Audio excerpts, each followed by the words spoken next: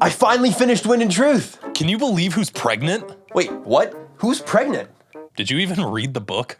Sule! Wind and Truth was an incredible ride. This was the largest novel Brandon has published to date, and with the typical branching storylines signature to this kind of epic fantasy, there were a lot of plot points that got touched on only briefly. Today, I want to go through some of the more important reveals from Wind and Truth that you might have missed. There will obviously be major plot spoilers for Wind and Truth, so if you haven't finished the book, add this video to your watch later so you can see what you missed. If you're caught up with the Cosmere or have been paying any attention to our series on the Stormlight Archive epigraphs, you know that the 3 shards on Roshar aren't the only gods in the Cosmere. The 16 shards of Adonosium have been a topic of great intrigue to Cosmere theorists ever since we learned about the contrasting shards of Scadrial. But until Wind and Truth, we only knew the names of 15 of them. Thanks to words of Brandon, we knew that the 16th shard was hiding intentionally, and Brandon gave some clues that its intent is related to wisdom of some sort. All that speculation can go out the window now though, as the final shard was revealed to us by Tanavast himself. In Wind and Truth, chapter 115, Tanavast lists many of the shards, including Reason,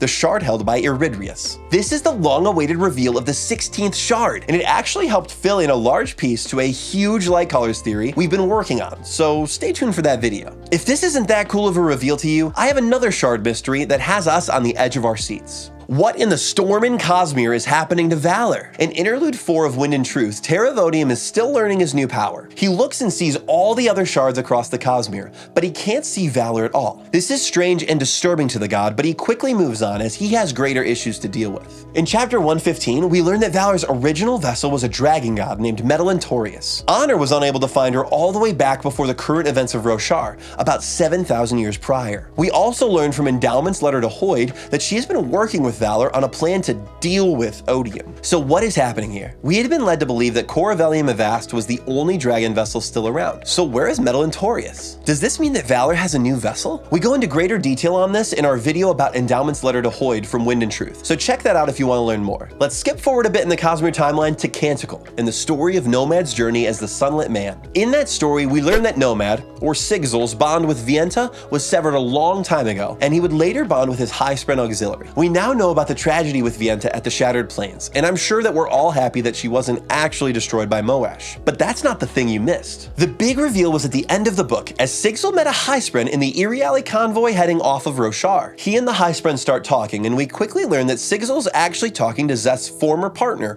12124. In chapter 135, we see Nail's high-spren call 12124 an auxiliary to Szeth's will. Making a simple connection here, we're pretty confident that 12124 and auxiliary are actually the same spren, and Sigzil will form a radiant bond with him sometime after the events of Book 5. This is a cool connection, and it makes the breakup between Sig and Vienta a little easier to bear. So that's 12124's fate, but we aren't done talking about Szeth yet. That's right, many of you may have missed it in an insane Sanderlanche, but our super sad boy has a very satisfying conclusion to his story hidden between the chapters. In the second set of excerpts from Knights of Wind and Truth, we find out that Szeth gets married to the author of said book. This is the daughter of the Shin people whose wagon he, Cal, and Nail buy on their way to the Bondsmith Temple. Seeing that we don't really hear much from Szeth after Kaladin ascends to heraldhood, it's good to know that he found his happiness finally. We may see more from him in Era 2, but hopefully he gets some time to enjoy his new life. If you were paying any attention during Shallan's final section in Shadesmar, you will know that she was trapped there after helping to free Mishram. With no stormlight and no friendly perpendicularities, she won't be able to leave the place anytime soon. This will make it hard for her and Adolin to raise the new baby. Yep, you heard me right. Brandon left some pretty heavy-handed clues that Shallan is pregnant.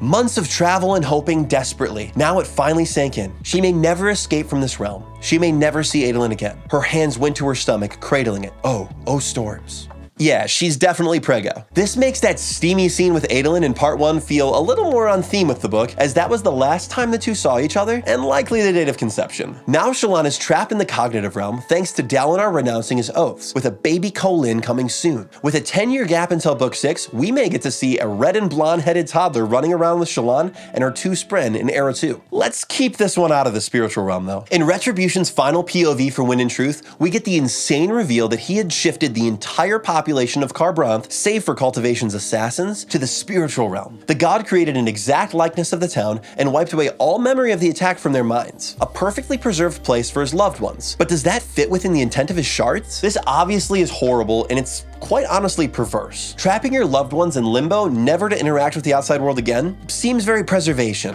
My first thought with this storyline was that it would make for a great novella while we wait for book 6 for like a decade. I'd love to see the stories of the citizens of Karbranth and what may become of them. The spiritual realm is a strange place after all. Risen had a minor heartbreak in Interlude 15 of Wind and Truth as she realized that she needed to flee the planet. She had just collected her patent for her wheelchair fabrial designs, and she was loving her life on the Wandersail. This was great, but it was clear that Teravodium was going to control much of Roshar, and she couldn't let him find her Dawn Shard. Nickley, Al-Alawithador, and Risen decide to leave, but then Risen reveals a plan she'd been working on. She's rather cryptic here, but she hints that she's been adding some features to the Wandersail that may be related to her patent. Our theory is that the young Dawn Shard and her crew are going to sail a flying pirate ship through Shadesmar across the Cosmere. Pretty freaking cool. We received many visions and prophecies of Dalinar becoming the Blackthorn yet again. After Dalinar's triumph over Odium and Oathbringer, we mostly let those slide. The Contest of Champions sparked yet another round of theorizing of what may become of Dalinar should he have to fight for Odium. But in the end, the prophecies all actually came true, just not how we thought they would. Retribution found the spren of the idea that was the Blackthorn, one that Dalinar had inadvertently given memory to, allowing it to manifest as something terrible and powerful. Retribution hinted that this will likely be his new champion across the Cosmere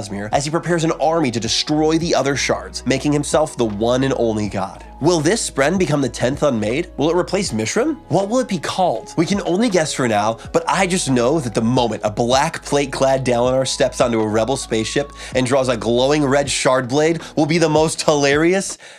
Never mind. We knew well before the release of Wind and Truth that the timeline jump to part 2 of the Stormlight Archive would be around 10 years. And of course, in Brandon fashion, that was kinda true. Yes, now that there's a time bubble around Roshar, the planet is progressing at a 10th of the rest of the Cosmere. We learned this in Shallan's talks with Thydakar, as he was waiting for the better part of an hour for her messages to come through, and he had to decipher them with his Sion since they were far slower than he could perceive. Very cool. So, 10 years after Wind and Truth will be 100 years for the rest of the Cosmere. This leads us to believe that Mistborn Era 3 will lead right into Stormlight Part 2, since we know almost 10 years passed over the events of Mistborn Era 2, and Brandon has confirmed that Era 3 will start 50 years after those events. We know that Brandon's next focus is on Era 3 of Scadrial, and that he will then start the rest of Stormlight following that. He stated in the past that he likes to write the Cosmere mostly in timeline order, so just like Stormlight 1 leads into Wax and Wane, I think the inverse will happen for the next era. The final and most menacing fact that you may have forgotten about in Wind and Truth is the fact that Dova is actually the Herald Batar, and she just returned to Braze with the rest of the Heralds, while still working for Retribution?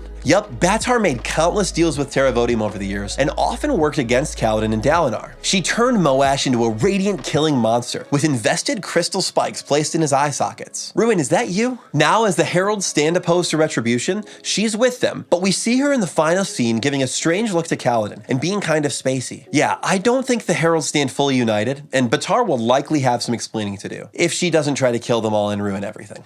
So what do you think? Did you miss out on any of these on your first read through? Was there anything we didn't cover in this video? If so, leave a comment below. Until next time, Kolo?